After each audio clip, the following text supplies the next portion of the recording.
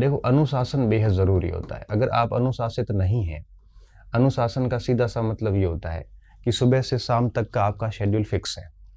जैसे मुझे पता है कि मुझे मॉर्निंग में 5:30-6 बजे उठना है, फिर उसके बाद मुझे 2 घंटे पढ़ना है, फिर मुझे ये काम करना है, फिर मुझे वहाँ जाना है, फिर मेरे वहाँ पे ये काम करने हैं। सुबह से शाम तक का मेरा शेड्यूल फिक्स है।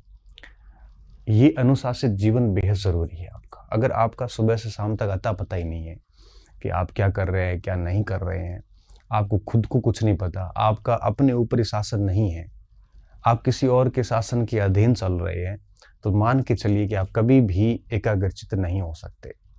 आप सबसे पहले तो अपने आप को ठीक करिए, जब आपका मॉर्निंग से लेके नाइट तक का पूरा शेड्यूल फिक्स हो। सुबह से शाम आपको क्या करना है और क्या नहीं करना है।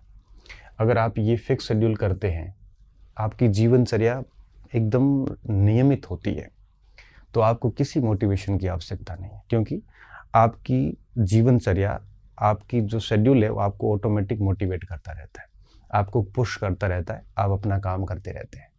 अगर आपका कोई टाइम टेबल नहीं है, बिल्कुल अस्त व्यस्त जीवन जी रहे हैं, तो आप उम्मीद ही मत करिए कि आप कभी एकाग्रचित हो पाएंगे। आप उम्मीद ही मत करना कि आपको कोई मोटिवेट कर पाएगा। ये मोटिवेशन तो अपने आप में एक क्षणिक होता है और 1-2 दिन के लिए रहता है, इससे ज़्यादा नहीं रहता।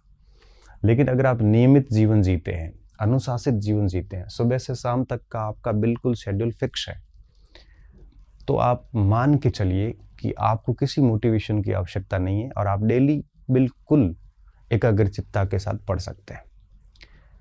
नहीं तो आप कितना भी मोटिवेट हो लो, बड़े बड़े मोटिवेट से मोटिवेट हो लो, 1 घंटे बाद आपकी स्थिति वैसी होगी जैसे पहली है।